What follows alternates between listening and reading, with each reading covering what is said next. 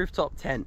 One of the easiest ways to be homeless, but comfortable in a way. So I've owned this thing for nearly 2 years now, and I've used it pretty much every time I've gone to Bathurst. I've always been camping up in there for the last 2 years. So there's the Bathurst 1000, Bathurst 12 hour. I've camped with it down in Jindabyne during the winter. I'm now using it in Jindabyne during the summer. So I think there's three main types of rooftop tents. You can get ones that do the whole fold out sort of sequence. They're a little bit more involved, there's a few more parts. I've heard they're not as stable, they're all very flimsy, they move a lot in the wind. Or you can get the ones that sort of just open up at the one hinge, they become like this little triangle. Those ones I've heard are a bit more expensive, or from what I've seen anyway, they're a bit more expensive. And you kind of lose a little bit of your headroom as well from either end of the, what do you call it? Cabin? Interior? Or, a happy medium is one of these ones. So I'm not gonna like cut this bit up or anything. You're just gonna see raw time on how long it takes to get this thing set up.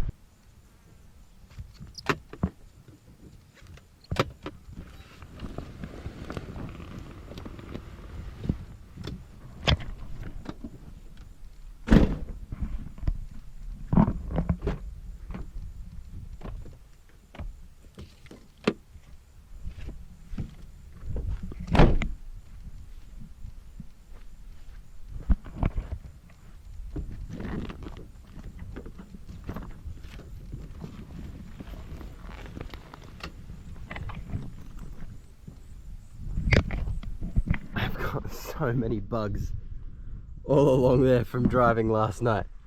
That is not good. And all we got left is just our ladder, which little clip, push it all the way up.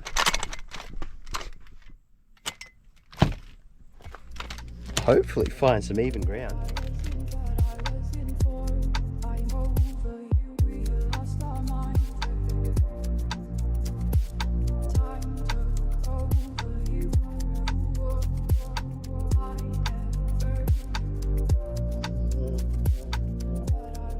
Chucking your pillows, blankets, whatever you want in here, and that is your home. Your mattress is very, very thin. So to sort of supplement it, I've got these two little air beds. I want to get rid of these and get like a filler, like a mattress topper put on top instead. Ladybug, get out of here, bro. You're gonna die. It's already dead. It's roomy enough that you can get changed in here if you need to, like you'll sort of be laying down. I have fit myself and my partner in here when we've gone camping. This roof will close if you have like, not like a super thick blanket, but like a blanket and then like a soft enough pillow that it does compress. If you put the pillow into like the middle and then pull it all down, you can still close it. So you're not having to sort of cart it up and down from inside the car. It leaves you a little bit more room in the car as well. So we do have the door on that side. The only reason I don't use that is because I've got the awning on that side. And we also do have windows at the front and the back, so you have plenty of ventilation if you need it. And then obviously the option to choose which side you want to put the ladder if you don't have an awning on one of the sides already. But yeah, it's just been a good little bit of kit. I use it a lot when I go to Bathurst because I go on camp on the mountain most of the time. And then because I am working there, I have to get to my shifts and I got to drive down to there. I got to be able to sort of set down and reopen camp again in a relatively short amount of time. That's why I didn't get one of the fold out ones, because the fold out ones do come with a thicker mattress, which obviously would be ideal, but they also take longer to set up too. One little trick that I have found that's good with this, with having that plastic roof, the hard roof, this is great for a movie night. Get yourself a little suction cup, then on that, thread on one of these like phone holders. That's going to be a very weird angle, but don't worry about it. Trust the process. That slaps up there. What's the first thing that comes up on YouTube? Safari GTR by Adam LZ. The ECU pulled up, and basically what we're gonna do, we're gonna see how it starts. If it's not firing, we'll play around with these fuel numbers. Then obviously I'd have a pillow, a blanket. Especially if you live in Florida. Shh for a second. Obviously have a pillow, have a blanket, but like that there, easy movie night. Facing this way, I've just realized as well, we have storage pockets, so you can chuck keys, phone, whatever you want, wallets. Usually when I'm in here, I use like the bottom one to chuck my shoes in. It kind of sucks that that's not like movable. It'd be good if that was on some sort of Velcro strap or like a little zipper so that you could unzip it and sort of move it to whichever corner you wanted it. But that's just me. If I had to be very, very picky, it's really only the mattress thickness. Do keep in mind, these need to be able to close. You can sort of see where these have been pushing down into that bed anyway. So maybe if you do get something to kind of add a bit of thickness, maybe cut out a little groove so those arms still have the room to sort of drop down. One little thing I will say, when it is windy, you do get a slight problem with these straps that you use to sort of pull the roof back down. When the wind starts blowing, this little plastic bit will do this against the tent. Having some sort of hair tie or rubber band or elastic, and you just sort of roll it up a little bit, tie it up like this. That'll make life much nicer when you have the windy days.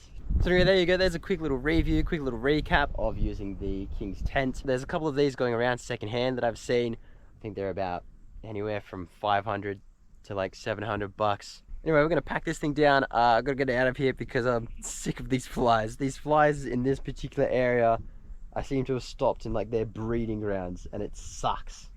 First step, zip up your windows. Get our elastics back on so that pulls everything together as we close this thing down. Because as you're closing it down, all that air wants to go out. The problem with that is it then pushes all of your fabric out as well, which trying to close this thing down kind of makes it a bit more annoying.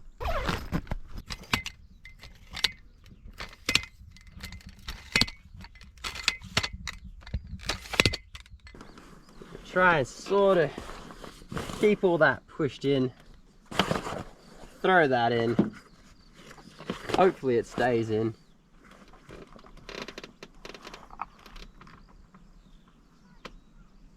So you don't want to pull the fronts super tight because this is going to want to try and come up a little bit when you do the back. So just give it a little bit of slack. If you can fit like a finger in between the buckle and the tent, you're doing pretty sweet.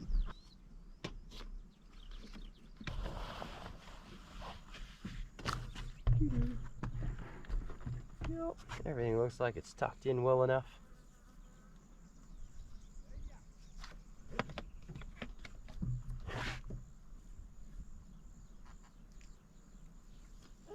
I've been using it for nearly 2 years now, I think, at this point. And it just stays on the car. The top of the tent doesn't seem to have any damage or anything from like being in the sun all the time, because this car doesn't get parked under shelter. Not sure what other brands offer out there, but I'm pretty sure they're all sort of following the same type of thing. I have seen the same style of just the straight pop-up, but they've literally got like just a latch. So a little like metal latch that comes down, they just go click.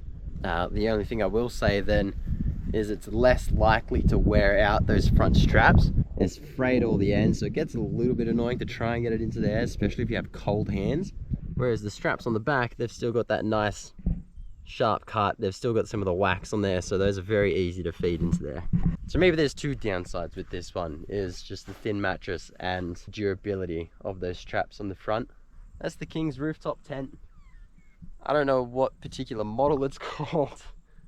Just the one that just pops up and down.